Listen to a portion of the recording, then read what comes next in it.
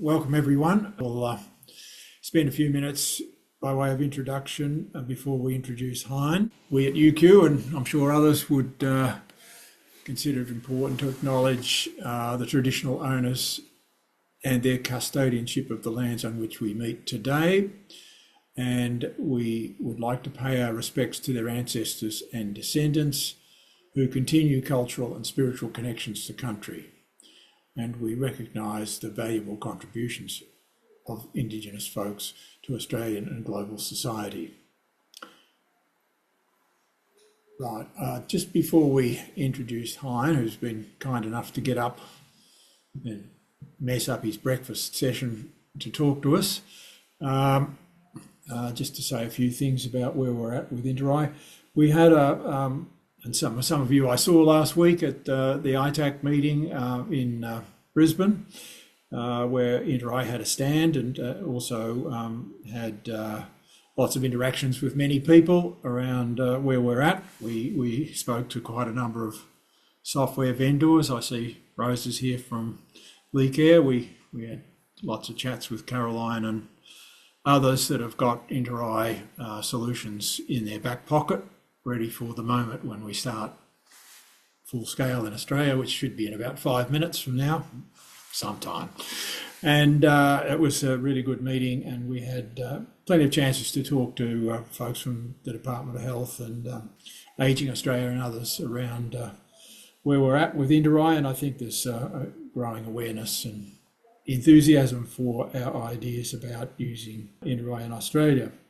interRAI, as if you don't already follow us on LinkedIn, I'd suggest you follow the interRAI Australia website. Lisa curates the information on that. She puts out lots of information about what's happening within interRAI Australia, and also she's able to access a lot of information about what's happening in other jurisdictions around interRAI. And it's, even for me, it's a good read. She's really good at finding interesting material to cast light on the benefits and activities of interRAI. Last week I interviewed the President, John Hurdies, for an hour or so and talked about a whole range of issues pertaining to interRAI International, what he sees as he's newly minted President this year, and he has some new visions for interRAI worldwide, and is obviously very interested in our developments in Australia because things are looking promising. We had quite a long discussion about what's happening in interRAI internationally, but also we specifically talked about opportunities in Australia. And I think that will be published shortly, and it will be available for you to view, and we'll send that out on our social media so that you can access that really important interview. Finally, one of the things interRAI is increasingly aware of is the role of artificial intelligence in supporting the development, the use of artificial intelligence approaches to managing and sharing information. And one person who's involved in that work internationally is Hein, who's with us today. And he's going to tell us something about the research he's done recently around developing prognostic models using interRAI type data, and I think you'll find it incredibly interesting. So Hein is a good friend of mine. I've known him for 10 years, maybe. Hein, how long have you been a fellow in interRAI? Yeah, over 10 years. Meanwhile. Over 10 years, there you go. Time passes. And he's been an important contributor. He's a member of the board, and he, in recent times, has kind of partnered with me in negotiating contracts with vendors and governments around the world. So we've become to know each other very well. He's a very thoughtful and intelligent contributor to the interRAI community. His day job is within the departments of general practice and medicine for older people, and he's the leader of the Ageing and Later Life research program at the Amsterdam Public Health Research Institute. He's, more importantly, he's a very good tennis player. He's much better at it than me. I've played quite a few games with him. It's always good when I partner with him, and we always beat the opposition, I think, Hein, because of his prowess. No more about tennis, though. Welcome, Hein, and thanks very much for giving us the time. We're very interested to hear what you have to say.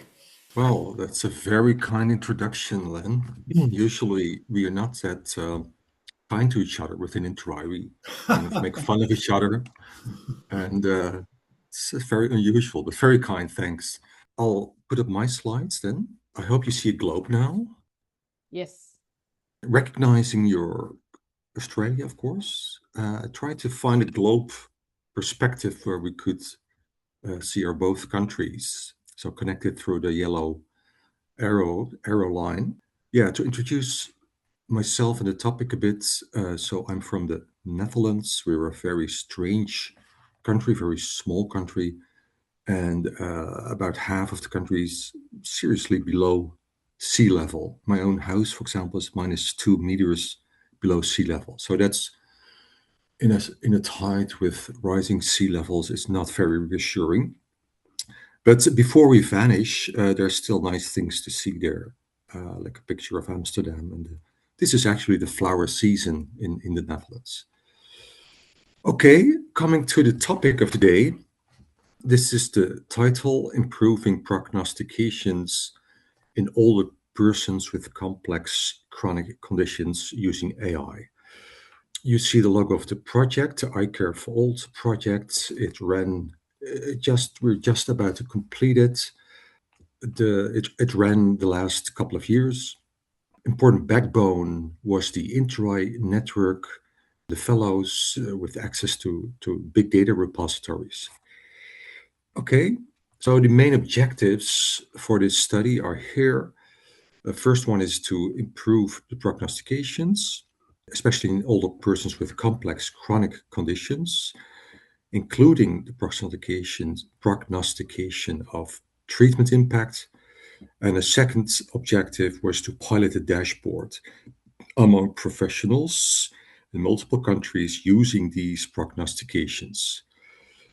To set the scene a bit, prognostication for an older person with complex chronic condition is not very easy to do. And moreover, the number of studies with this target group is all limited, especially about treatment impacts. It's hard to recruit persons for, and also to retain persons for trials. Moreover, they're very heterogeneous, so a lot of multimorbidities. So it's very hard to also recruit a more or less homogeneous population, what you normally try to do when you test certain treatments. So the challenge here was, can we perhaps make better use of real life data, and knowing that interRAI is adopted around the world, and which accumulates in really big data repositories in multiple countries. This looked like a really nice opportunity to step in here and see if we could make use of that big data, real life data, especially specifically about this target group, persons with complex chronic conditions, as we see in nursing homes, home care, and many other settings. Next challenge was, can we then also translate that type of prognostications into kind of a workable dashboard for professionals? So I'll walk you through the presentation. Here's the consortium.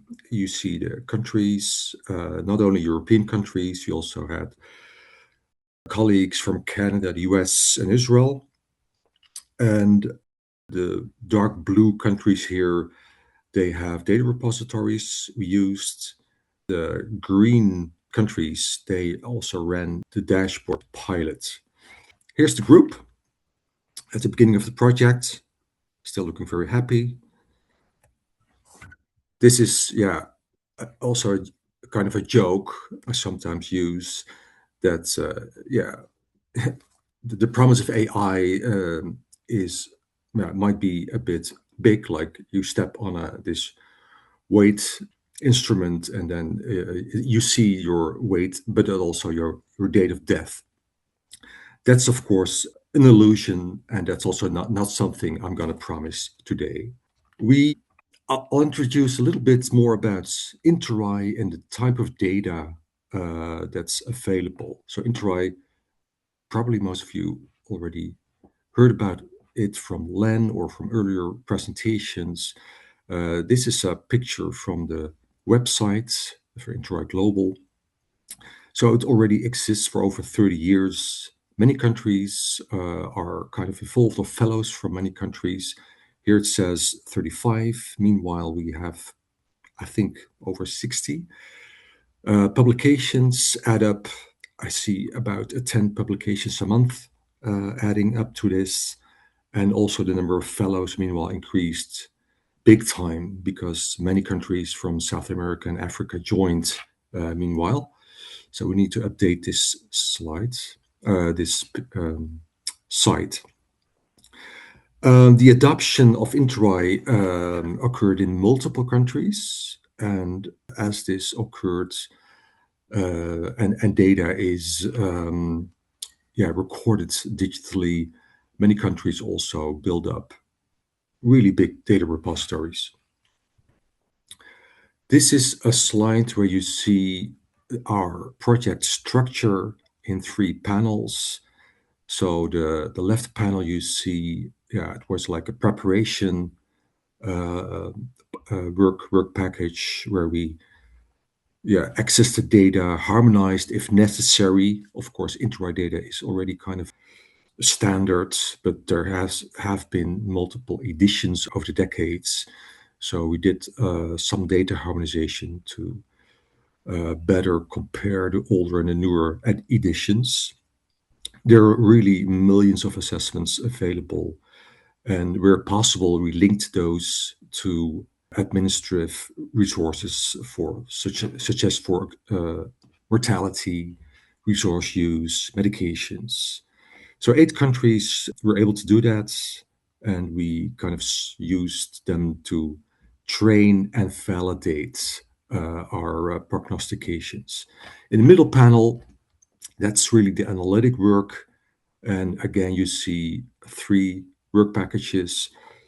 The upper one, that was about predicting health outcomes such as mortality, unplanned hospitalization, functional deterioration. The middle one was trying to estimate the impact of pharmacological treatments. And the last one was looking at non-pharmacological interventions. Finally, we tested we entered those in a dashboard that could generate predictions for individual patients, and we tested those in multiple countries. Okay, so a little bit about interRAI's family of instruments. It started long ago in the nursing home setting, but meanwhile, it kind of covers a whole life course. And in iCare for Olds, we were using actually the data from the home care nursing, and the long-term care facilities. What is an interRAI assessment? It's like an MDS, a minimal data set with embedded decision support. So you see here the type of information that's recorded.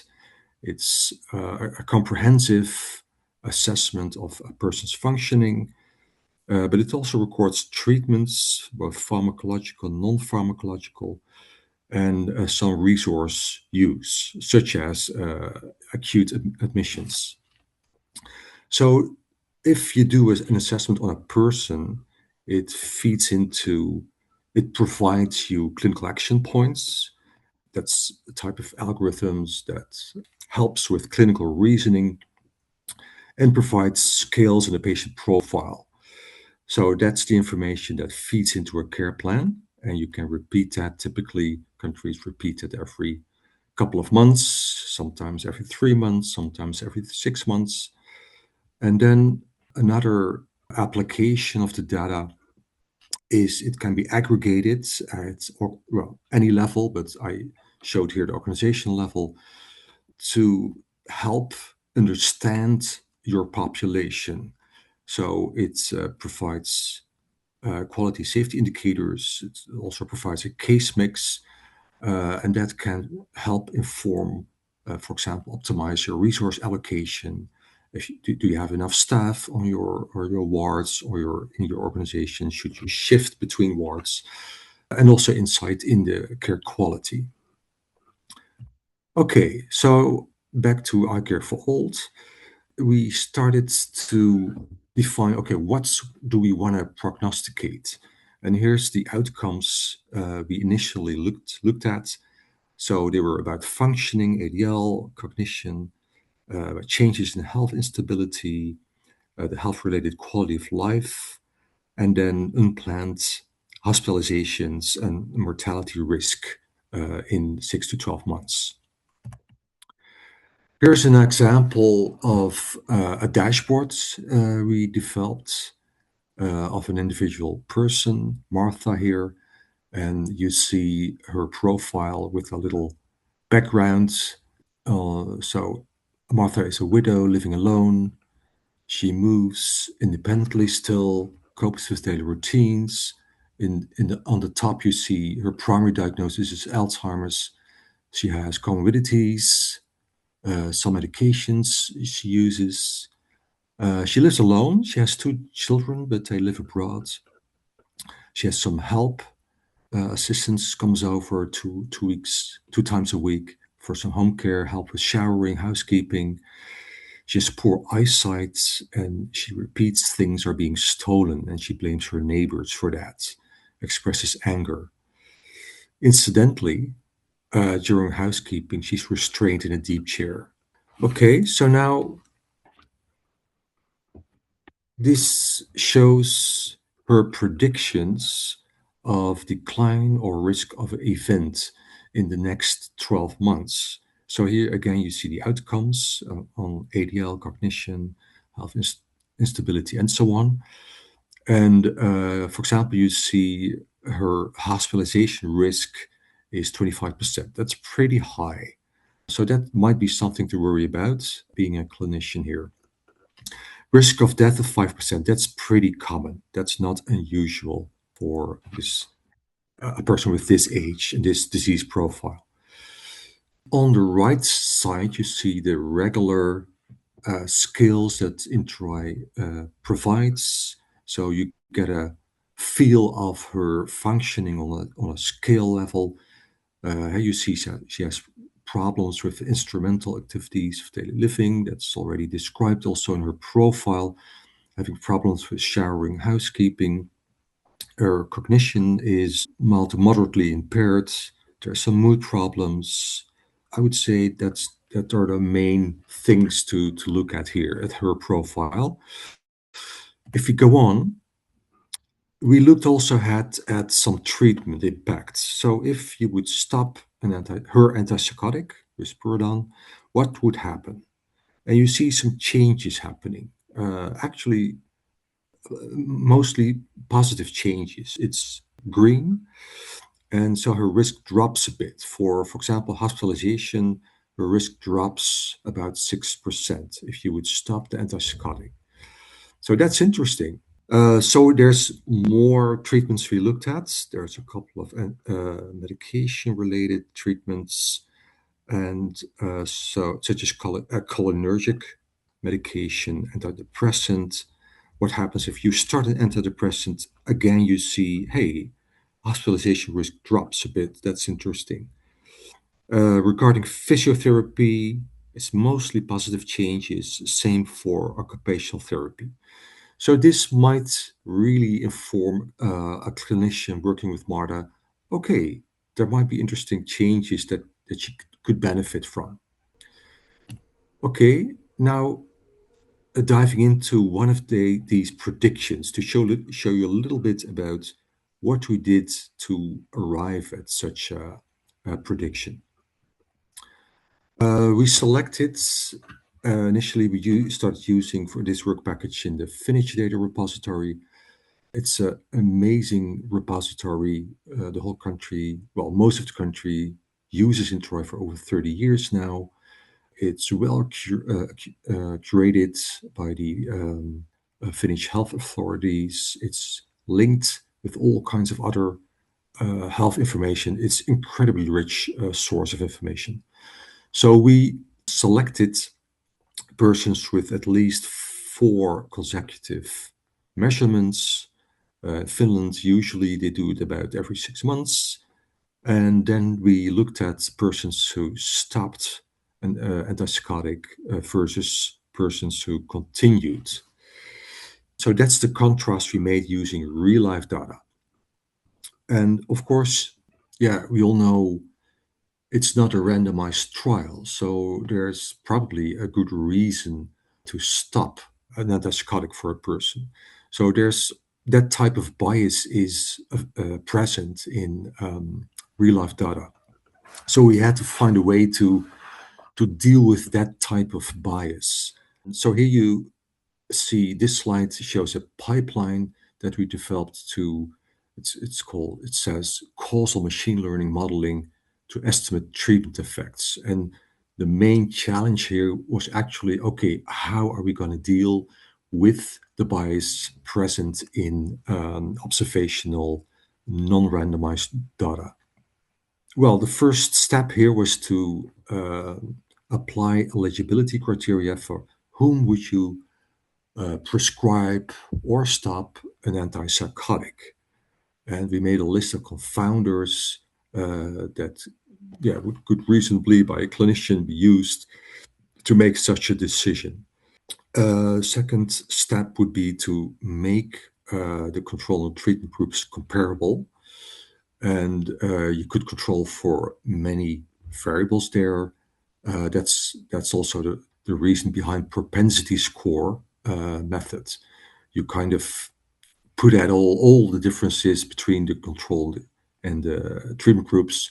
You kind of make that visible in one value, one kind of index value, the likelihood that a person in this case stops with antipsychotic. And that's the variable, the score that you use to adjust in your predictions. Then we would develop a model in a training sample, usually about 70% of your data. And then we evaluated like, okay, is it possible? Do we have an accurate prediction model? And we chose a threshold of 0.8 of the AUC, that's the area under the curve metric, from 0 to 1. And usually if it's 0.8 or above, you may trust the accuracy of your prediction. So the next step, we validated that model in the rest of the data. So that's the test sample. Again, you would see if the model would achieve above the threshold of the area under the curve. We would also look at the variables, what type of variables are in these models. And then we would, of course, do this first in one country. And interestingly, the machine learning procedure estimates not only the average treatment effects, but also the individual treatment effects. And I'll explain that in the next slide. So we started in one country, and of course, you want to do that. You're going to validate in other countries, other settings as well. Same for subgroups. You want to see if your prediction is consistent across subgroups, whatever subgroups, across gender, across certain morbidity groups such as dementia. So that were all kinds of validity steps we took. Then I'll walk you through this figure. This is, I found really very interesting, very novel in the way that it illustrates not only the average treatment effect, but also the individual treatment effects. And this is showing the effects of the antipsychotic discontinuation in nursing home residents and the effects on hospitalization. So on the vertical axis, you see the risk difference in the hospitalization risk over 12 months. So 0 would mean there's no difference between the two groups, the group that continued and the groups that stopped antipsychotics. no effect at all. If it would be below zero, it would be a beneficial effect for a person who stop this medication. So you see the red dotted line, that's the average treatment effect. So it's a little bit about 7.6, 7, 8% below the zero. So you have overall for the whole group, a beneficial effect if you would stop antipsychotics. And then the purple line, that's the individual dots of all these persons. And the bluish, that's the confidence intervals. So you see, the vast majority of all these estimates is below the zero. So actually, the vast majority of benefits of stopping antipsychotic. There's also actually a small group that might see harm and increased risk. So that's really very informative. You can kind of personalize these predictions, knowing that, okay, perhaps Marta has benefit, but another person might have more risk, even harm, if you would stop antipsychotic. So this is really very powerful for individualized predictions. Marta would be there almost. This is another figure that the machine learning folks produce. This is actually, it's called a SHAP value plot. And this lists the most important variables that feed the predictions. And here you see age, for example, on top, any restraints used, activities of daily living. That are the most important variables that feed the prediction model. The wider the dots are all individual values of persons. The wider, more, the powerful explanation. But mainly the SHAP plot is we use it actually to get a feel of, okay, what's actually in the prediction model, because that's machine learning model can become very complex. It's, for example, there's a decision tree methodology behind it, but decision trees with like hundreds of branches, multiple layers deep. So it's really complex if you see such a decision tree model. And this SHAP value says, okay, age is in very many branches. You see age making an important decision there. Okay, going back to Martha's dashboards. What do I want to show here? Here, next step was going to the pilot and test it with clinicians. And we showed dashboards like this one of Marta, and about 20, we created like 20 profiles, patient profiles, and we would ask the clinicians like, okay, would you stop or start these treatments using this information? And also you could go through the really detailed assessment of Marta and other patient profiles. So good to know that about 2/3 of the clinicians changed. Well, they said, okay, I would stop or start a medication or treatment.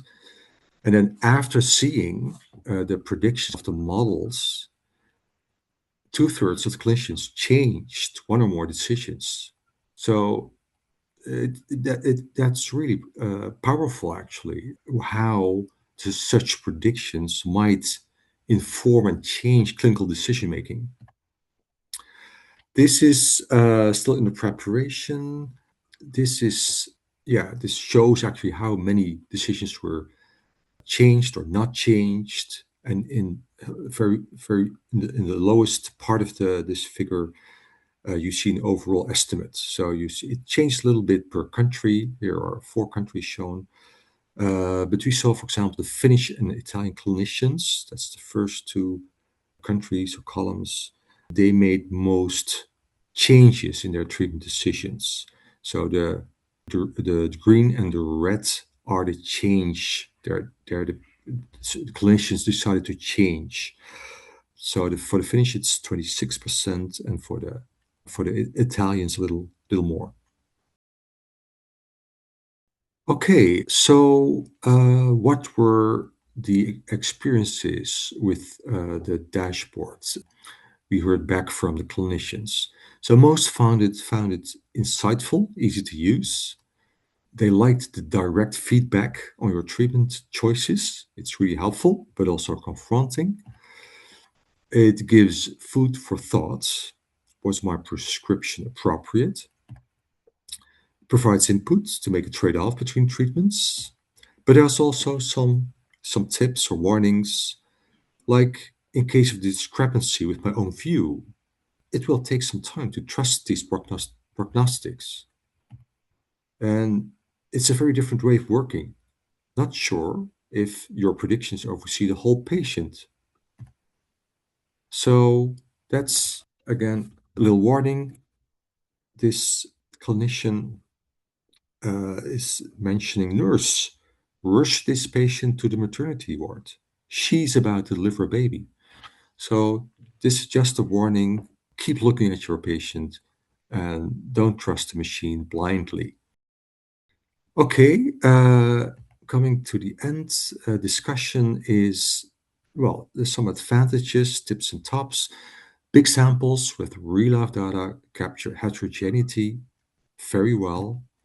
There's little selection bias, little dropout bias, especially compared to study trials. So we have this added dimension of individualized predictions, but there's also challenges. Existing data may not capture all info you like to know about treatment eligibility and confounding. Rare treatments we saw are remain difficult to model. So prediction models, also machine learning models, were not able to accurately predict, especially rare treatments. The content of non-pharmacological interventions may be rudimentary currently in the interRAI data. For example, physical therapy, it mentions like the minutes of physical therapy, but if you speak to a physiotherapist, they say, okay, but what did you do? You know, was it muscle training, cardiac training? That's the type of detail we don't have in interRAI data. So conclusions, personalized decision support for persons with complex chronic conditions is one step closer to daily practice. There is a new generation of prognostics was positively received by clinicians. Trusting the validity of it is crucial if you want to rely on this. And that's about my talk. There's over 30 journal papers. Meanwhile, of this project. You can find them on the home site of the I Care for All project. And here's the group, still happy at the end. And here you see the link of the project. We also have a LinkedIn you can sign up to. So if there's a new publication coming out, we'll mention it on the site and the LinkedIn. Okay, that's time for questions. Tell us where you think this work is going. Can you be a little bit more, think about the future and what the implications of this is? Yeah, well, I think my ideal actually would be that this would become yeah, if you would use intra assessments, this next to the scales and the clinical action points, that would become another chart where you could look at, okay, what to expect of this patient and which treatments could benefit. So ideally, this would be a new regulatory addition to the application's output. Of course, we're not yet there. So actually, this project did a first development and validation of these predictions. We the cross-country validations were still limited. Most of them were developed in one country. We're still cross-validating across countries, tuning the models still. We tested almost 100. We developed 100 algorithms about it. So if you show Martha's dashboard, you see, of course, the six main outcomes and it listed about 6 treatments, meaning 6 multiply 6, that's 36 models are behind this dashboard of MARTA. So there's many more I could show. So that's also a challenge. How much can you consume or grasp as a clinician? And which are the main ones you would like to see? We did ask, actually, we did a survey among clinicians, like asking, what are your prescribing dilemmas in this target group? So we did list this medication groups that clinicians feel, oh, I don't know, should I or should I not prescribe or stop? So that's the I think can be very helpful in decision making. But I do think I would like to have another iCare4All project to kind of finalize or make definite validations, and also do we did a pilot with profile with profile patients we made ourselves. It would be really fantastic to do this on real patients, your own real patients. Yeah, so I would need a iCare4All 2.0 project to do that. Meanwhile, I did get some add-on grants from the Dutch government, so we are continuing 3 larger studies, continue to work, so we carry on the validations. So hopefully in the pipeline, meanwhile, this will be a regular addition to the interRAI solutions. Thanks, Hein. Yeah, it'd be fair. I think it's fair to say that interRAI holds the world's largest repositories of this kind of functional data with longitudinal sequential assessments. So it's a very unique opportunity that interRAI offers in doing this kind of work. Ronald, do you want to make a comment? Yes, so I must apologize for the background noise. I'm at home.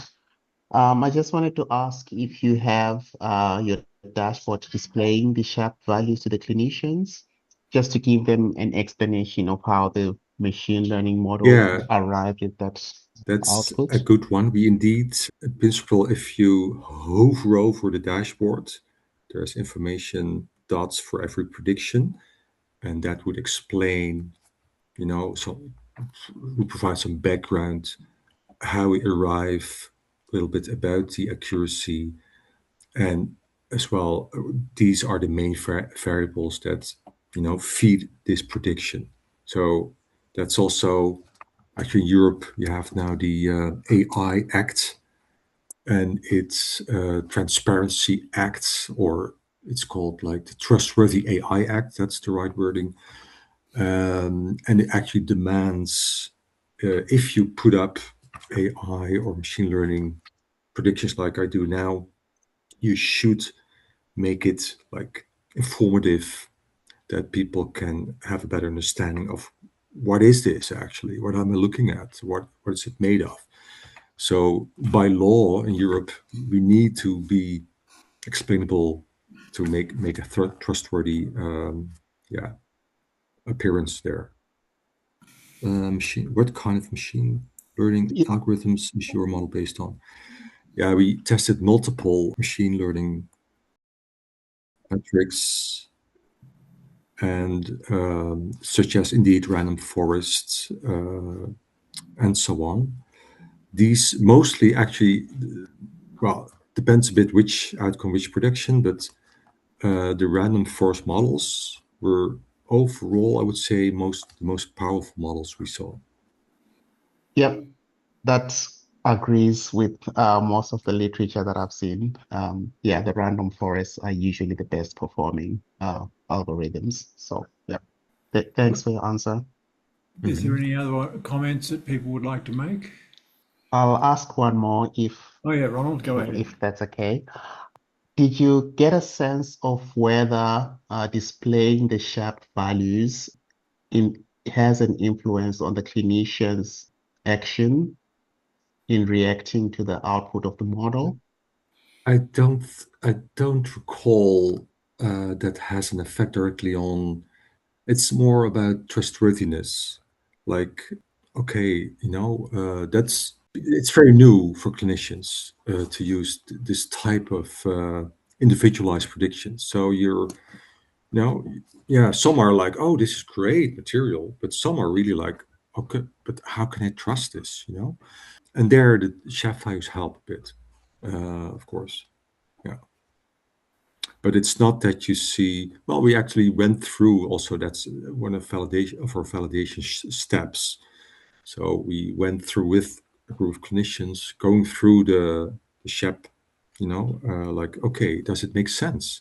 If it would put up very illogical, a bit weird variables, you would think twice, like, can we really trust this? So that was also a kind of validation step, sitting together with the research clinicians in the group. Excellent. Thank you. I look forward to reading your paper when it's out. Thanks. Thanks. How do you see this kind of work translating into day-to-day practice, Hein? Well, what Yeah, are the ideally, mechanics? you need, How do you get there? How does yeah, a GP working so in the suburbs get access to this kind of capability? What's the future? yeah, I mean, it would only work. It would work best, of course, on top of the inter assessments. Otherwise, you need to fill out a whole assessment, which is for a GP too much work, I guess. At least in Netherlands, it's little time for a patient. A nurse might do some, but still in primary care, it's rush work. So I don't see it working in primary care offices easily.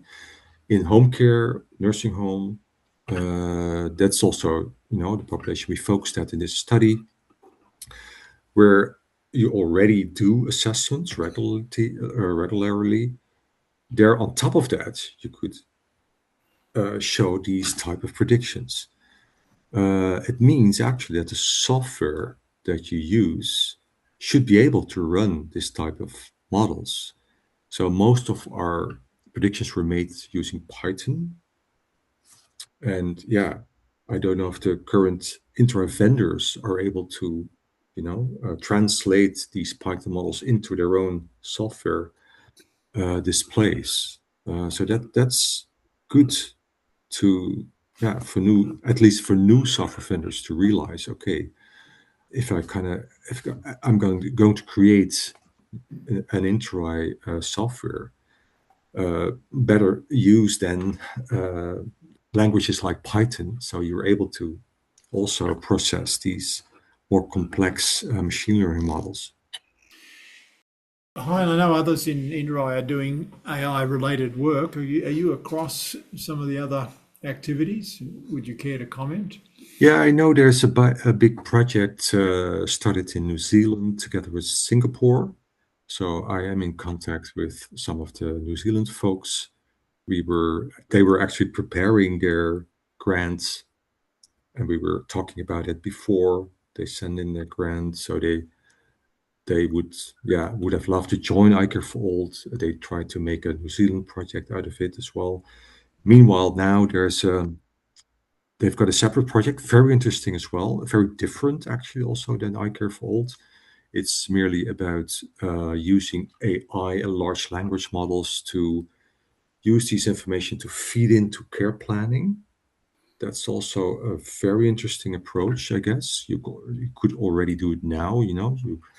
If you anonymize your assessment, you can ask Claude or a large language model, please make a care plan using this assessment data. I've seen very accurate, powerful care planning coming out of that. So that's an element that's being tested in that project.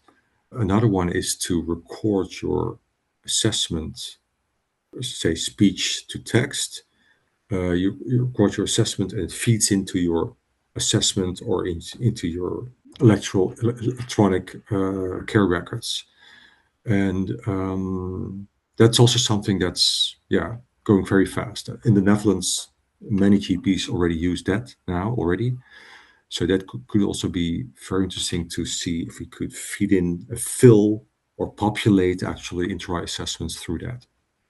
And last, that's also a thing we would like to test is like, yeah, there's of course self-report options in interRAI as well. Meanwhile, that would save a lot of clinicians' time. So that could be a very good start for new clients. They could be helped by family members. And you could also have perhaps a chatbot helping out a little bit to complete an assessment. So all kinds of promising options there to, yeah, to make the process more, yeah, make use of the AI options there. Hopefully reduce some of the burden of assessor time, but also Exactly. Yeah. accuracy and efficiency of the process as well. So yeah, interRAI is giving a lot of thought to transforming the way it uses its assessments to make them more effective and efficient using AI. It's a pretty exciting time. So we'll hear more, no doubt, in the next few years about how interRAI is responding to these kinds of tools. Thanks for the invite, Len. And yeah, we're getting lots of support from the audience, and thanking you for doing a great job. Really interesting work, and there's more to come from you, and I'm sure from others in interRAI. So thanks everybody, and we'll send out some messages about our John Hurdy's interview shortly, and other very important pieces of information that you might be interested in. So talk soon. For those of you listening to this conversation who may have further interests in interRAI systems, please visit our website interRAI-au.org.